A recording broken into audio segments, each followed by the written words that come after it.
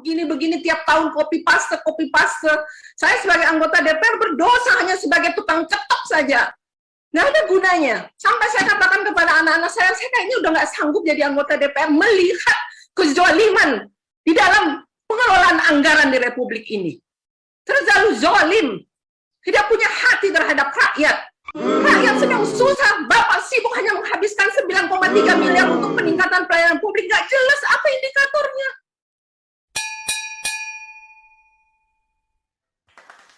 Bismillahirrahmanirrahim. Assalamualaikum warahmatullahi wabarakatuh. Pertama-tama kita bersyukur hadirat Allah Subhanahu wa taala dan selawat dan salam kepada Nabi kita Muhammad Rasulullah SAW. Pada kesempatan yang berbahagia ini kita kembali berjumpa dengan judul pembicaraan pola produksi yang merupakan bahan kita pada pertemuan yang ke-11 pada mata kuliah kita manajemen produksi agribisnis. Sebelum kita membicarakan lebih lanjut, maka kita mengerti terlebih dahulu apa itu pola produksi. Pola produksi didefinisikan sebagai distribusi jumlah produksi tahunan ke dalam periode yang lebih pendek, tahun misalnya caturwulan, triwulan, bulan, atau minggu.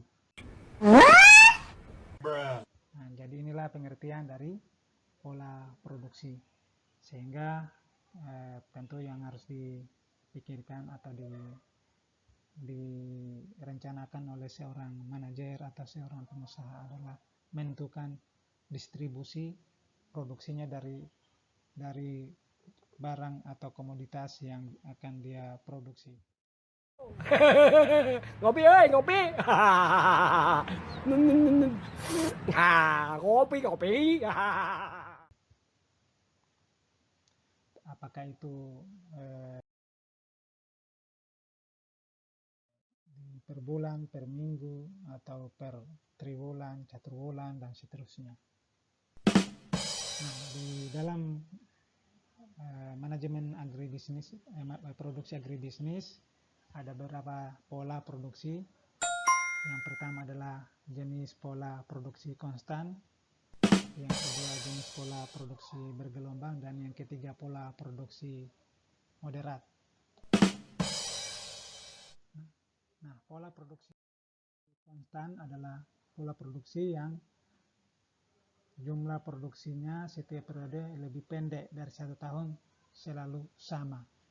Artinya yang diproduksi itu dari waktu ke waktu dalam setiap produksi itu jumlah produksinya sama.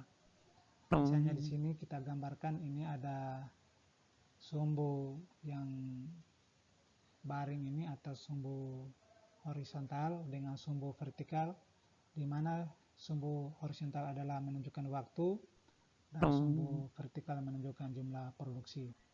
Sehingga kalau kita artikan, kita baca ini kurva gambar di sini adalah titik 0, di persimpangan ini titik 0.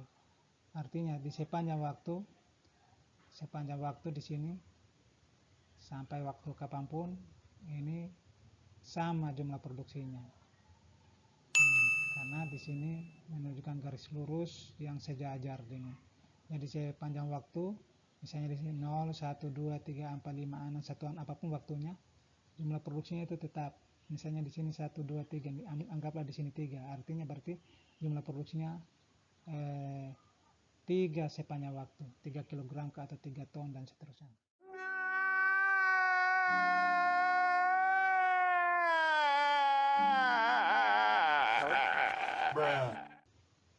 Nah, ini namanya jumlah produksi konstan. Artinya sepanjang tahun atau sepanjang waktu produksinya konstan atau tetap jumlah produksi. Kemudian ada jumlah produksi bergelombang. Kalau kita perhatikan dari gambar ini, artinya jumlah produksinya sekian waktu di sini, kemudian dia meningkat segini. Kemudian setelah itu tak meningkat lagi sekian. Game over. Jadi dari kenyataan ini kita bisa lihat dari gambar ini, maka pola produksi bergelombang, artinya setiap satu waktu yang lebih pendek dari 1 tahun tidak selalu sama. Jadi pola penjualannya itu berbeda-beda. Jadi dia mengikuti pola penjualan. Kalau penjualannya pada waktu tertentu meningkat, maka dia akan meningkat. Kalau penjualannya dia turun, dia akan turun seperti gelombang.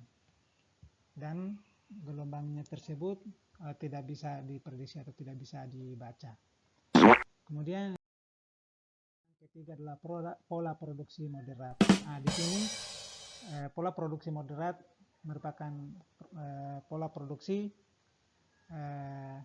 selain dia bergelombang tetapi juga mendekati konstan. Artinya dia berada di antara bergelombang dan konstan. Tapi dia terjadi perubahan peningkatan. Tapi tidak tajam perubahannya tersebut. Nah, seperti ini kita lihat pada waktu tertentu dia kemudian dia naik, tapi dia turun juga. Tapi turunnya tidak terlalu besar, dia naik lagi.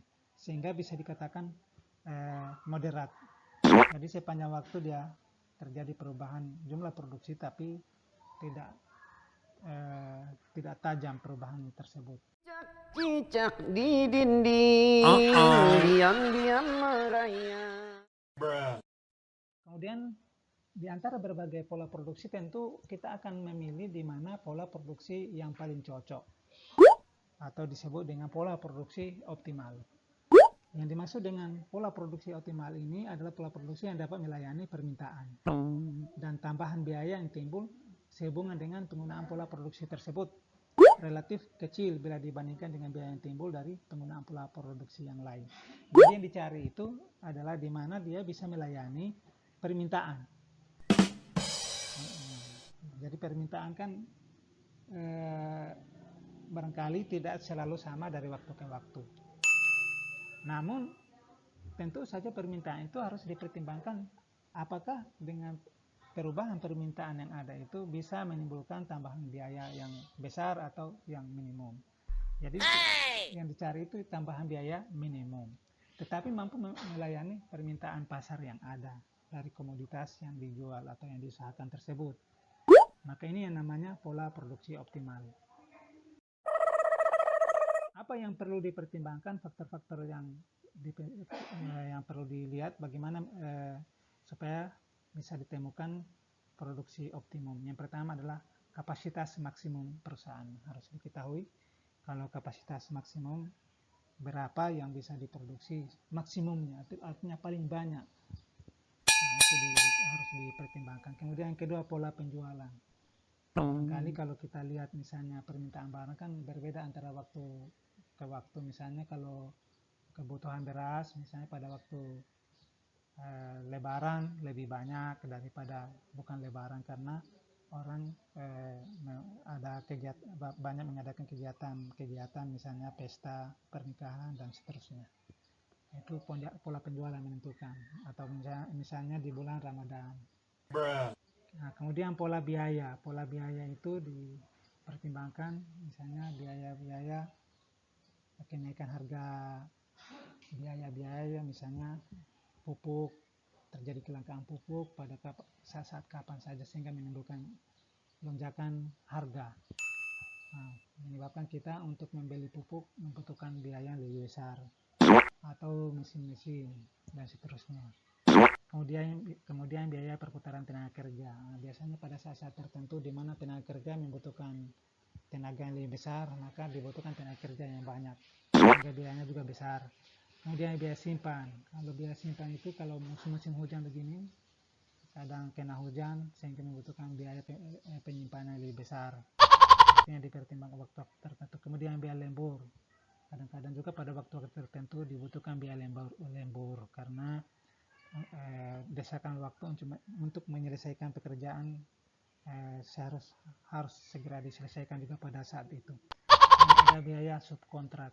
Nah, artinya ada biaya-biaya tambahan karena terkait dengan kontrak-kontrak yang dilaksanakan kemudian dialihkan kepada pihak-pihak yang lain.